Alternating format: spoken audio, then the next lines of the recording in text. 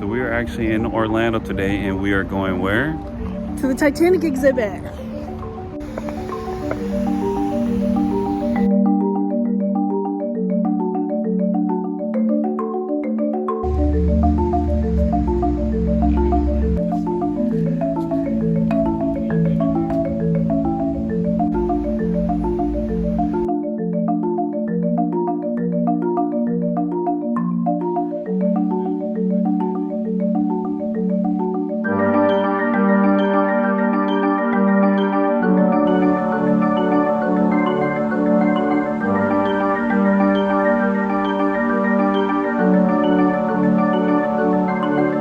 Okay, read your passenger card. My name is Mr. William Gilbert, age 47, from Cornwall, England. I traveled alone. I am in second class, cabins unknown. I'm traveling to Butte, Montana. After working for several years as a miner with my father in Butte, Montana, I traveled to Cornwall, England for a 3-month holiday. I was returning to Butte, where my sister Mary ran a boarding house for many Cornish miners living in the area. I was due in Montana in March of 1912, but delayed my return in order to sail on the Titanic. How old are you? 47. You're 47, okay.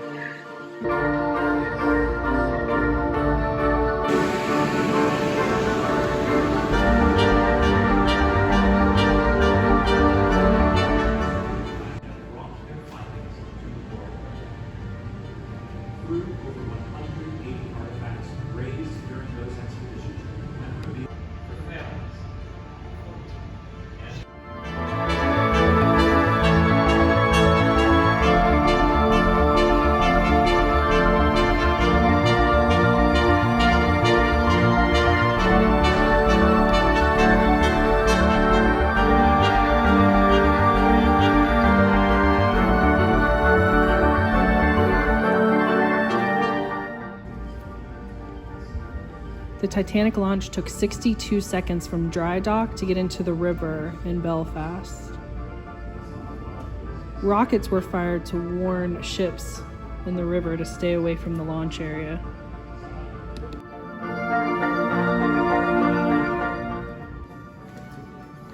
Hello, sir. Well, I'm buying a ticket. Oh, that's right. $5 million. Oh my god. I am first class.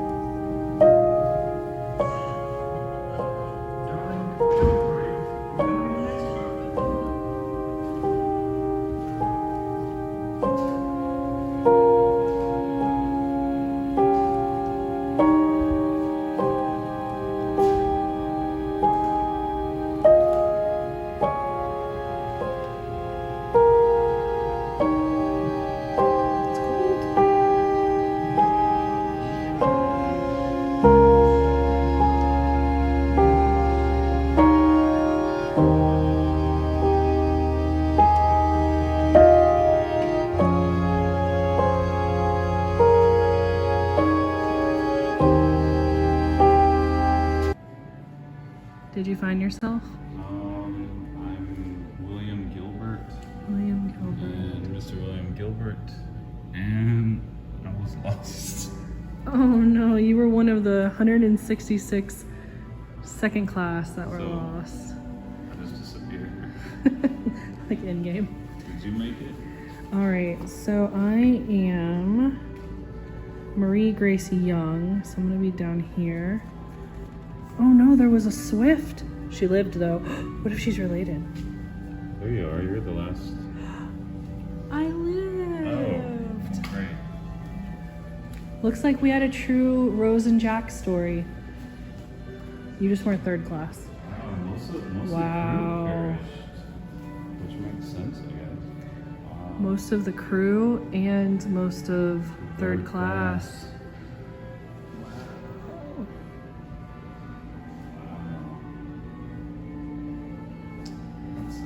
That's such a difference. So there were 536 third class passengers that lost their lives and only 174 lived. For second class, it's about a 50-50, still less. But 166 lost, 119 saved. And for first class, 130 lost, 199 saved. For crew, 685 perished, while 214 were saved. Wow. This is a towel that was recovered, and the name on it is E. Andrew. Next to his name is a swastika, but back in 1910, the swastika was actually considered a good luck symbol, not a symbol of the Nazi Party at the time.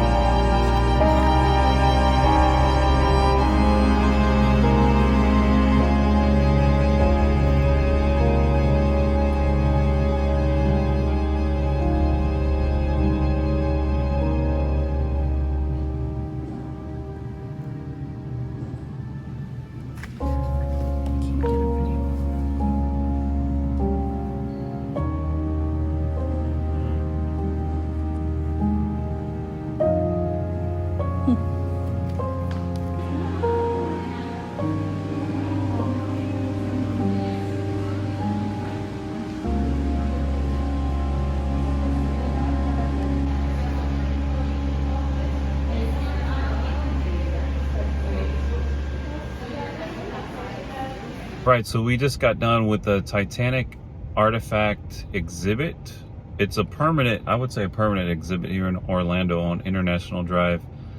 And I think if you're a Titanic fan, it's worth the money. I think we paid about $20 per person, and that included a $5 audio tour, which we honestly didn't use, but like 2 or 3 times.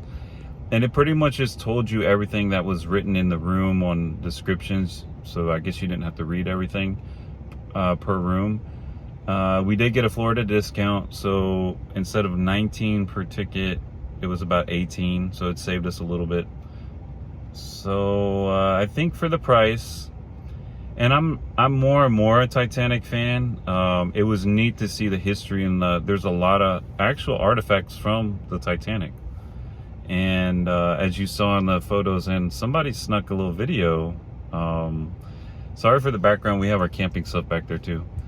But yeah, how did you like it? Because you're definitely a fan more than I am.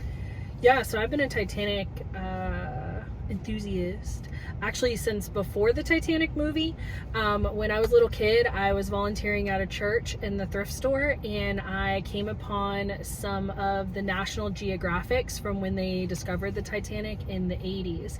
So I still have the original National Geographics Nice. from that time. And so I remember being a kid and flipping through it, and it was like a centerfold fold out, but like if you're into boats or ships. And so I got to see what it was and learn about it a lot earlier than the 97 movie. So then when the movie came out, I was like super hyped about it.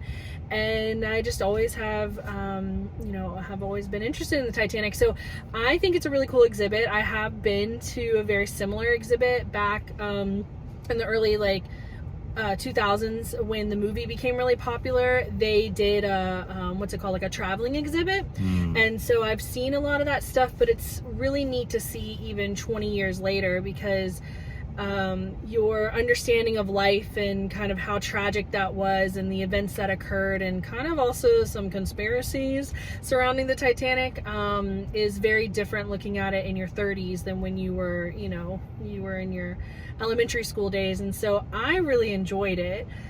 I don't think it's a thing for kids unless you have a kid that is obsessed with Titanic. It could be a little boring. There were a lot of kids in there that were just, their attention spans were gone. So it's kind of like, all right, kid, move it along. Like they were wanting to touch everything and put fingers all over everything. So, but if you're into the Titanic or ships in general or history, I think it's a really neat thing, because you don't have to be obsessed with the Titanic sinking. You can also just be interested in what it was to live in the 1900s, because it's not just about the sinking. It's like, showing what life was like to be segregated into first, second, and third class, and seeing they had visual representation of what it was to be a first class citizen. Everything from what the rooms looked like, first, second, third class, to what kind of dining and silverware, the activities they were allowed to do. There was a lot of stuff in there. So I think it was really interesting. And I just talked a lot, sorry, but I really do like the Titanic stuff. And so, and also being somebody who goes on cruise ships a lot, it doesn't freak me out. I'm not like, oh my god, our ship's gonna sink and we're the next Titanic. Right. It doesn't bother me. But anyways, actually makes me more interested to cruise, honestly. I thought it was neat that you do get to touch one actual piece at the very end if you want. They still have it protected. You can stick a couple of fingers and touch it. Yeah. And it's just a piece of the hull, which is pretty interesting to me. And I don't know if, that alone might be worth it. If to say you touch some part of the actual Titanic. Have touched the Titanic. It's pretty cool. And just to be around so many of the artifacts, and I don't know, it's pretty neat. What I was thinking when I was in there, okay, so how you go on the Facebook cruise groups and everyone's like, oh, cruising's not what it used to be. If you really want to see that cruising is not what it used to be, go to the Titanic exhibit, because I'm telling you right now, everything that's top of the line, high class for all of the cruise ships right now was third class shit back then. It's I was even looking at the dishes, I'm like, yeah, these are just normal Carnival dishes. I'm like, it was way more opulent though. Yeah, it was to be able to cruise back then. I know it was a risk, kind of like flying back then was more of a risk, but it was more of an experience. I would love to go back in time. Another thing that they did that was really cool, which you see in some of the videos that we shot, was they gave you these boarding passes, and on the back it has like a character, and so you kind of read through and learn about your character a little bit, but then at the end they show you in the memorial room, because it turns out these are not characters. I thought these were characters. These are real life individuals that sailed on the Titanic. And so when you get to the memorial room, you get the opportunity to see whether or not you survived. And spoiler, I lived. And spoiler, I did not. So, and I was also second class and she's first class, just like real life. This is like, no, but we're like a Rose and Jack situation. I was traveling to Butte, Montana. I was going to New York City. I mean, you can. And I was a music teacher for the president's daughter, President Theodore Roosevelt, his daughter. I was her music teacher. So this is really interesting. Also a closeted lesbian. I'm pretty sure. It does. I think so. That's just with a modern day spin on things. I don't know. I'm just saying that my roommate was Mrs. John S. White, and so she was a friend, which I'm good with. So I was a coal miner from Cornwall, England. Yeah, we were very different people. Very different people. To be fair, it wasn't like I married rich. I think I was only in first class because like I knew the president. I think it was, if it was on my own accord, I'd probably be second or third class, because clearly I could not afford to just hop on the Titanic and do first class as a music instructor. Like, how much were music instructors making back then? Also, I was 36, which I have to say I was truly offended by when I got the card. I'm like, 36, it's so old. And then I remember that I'm turning 36 in October, and I'm so upset. Hey, I'm like, 47 and I'm not 47 yet. Do you think she did this based on our ages? Maybe she did, based on what we look like. As 47? I know. No, you're not. You don't look 47. But anyways, it was a good experience. It was fun. It was a kitschy little thing that they do here in Orlando, which, it's pretty neat. And if you lean into it, it's fun. At this point in the video, you would have seen the footage already, but it was actual ice that we were touching, that white block. And in the gift shop, which was kind of, I guess that was a little kitschy and cheesy, they have a piece of coal, a large piece. There's like a thunderstorm above us right now. Florida. And it was for sale for $500,000, and it was pretty big. It was an actual, so it was a 50-pound chunk of coal that they pulled from the wreckage of the Titanic. And I'm going to tell you right now, if I had $500,000 to drop on a rock, I would do it. I think it'd be so cool to have in your house, and it's just such a talking piece. Like, guys, this is like from the Titanic. Like, this powered the Titanic. I asked the guy at the register, one of the shop people in there, and you exit through the gift shop, of course, just like any tourist attraction. But I asked him, has anyone ever thought about, he goes, actually there was a very big Titanic collector, and he came in, and after buying half of the shop, that's what he said, pretty much, he bought half of the shop, that he was very serious about it, but was like, it's pretty expensive. But he said it's basically its days are numbered, because they're going to have to take it and break it apart to sell, because they sell little pieces of coal, or like coal powder, and that $500,000 could be cut up and sold in little, more affordable chunks, and they could still make that money that way. So its days are numbered, basically. So if you want it, you need to go and get it soon. Huh? Can we start a GoFundMe for? Yeah. Can you imagine? We'll take care of it. Please get Brittany her chunk of coal. That'd be funny if one day, like, it's more valuable to use as burning coal than the actual history. I mean, honestly, but sad to think that could happen, but it's possible. I also think it's pretty crazy because I don't know. I guess I don't know how rocks work, but that it survived for 60 years underwater. Yeah. But there was a lot of stuff that survived there was paper. Excuse me. On a side note, I'm not sponsored by it, but this is brought to you by Hey Dudes. I just recently got these, and I really recommend it. I got this on Amazon, and it was $27 brand new. I almost bought them because I've been seeing everybody wear these, and when I've been traveling, and I almost spent $60 in like a shop, when I was up visiting my family, and then I looked online and I almost bought them on Poshmark for 40. I said, let me just check, and then on Amazon they were 27, and they're actually really comfortable shoes, travel shoes, kind of like all-purpose kind of, and you can wash them. Anyway, I recommend the Hey Dudes. So that's that. And anyway, I guess that's it. But yeah, I think it was a good exhibit. I think you guys should check it out if you come to the Orlando area and you're looking for something to do besides Disney and get out of the heat. And to get out of the heat, because it was cold. As you start to experience the exhibit, it gets colder and colder. So it's pretty nice for an August day in Florida. So we recommend it. Check it out. 2 thumbs. Bye. Bye. Huh? Thank you so much for watching, and I'll see you in the next one. If you can, go ahead and smash that like button and subscribe to see more. Bye.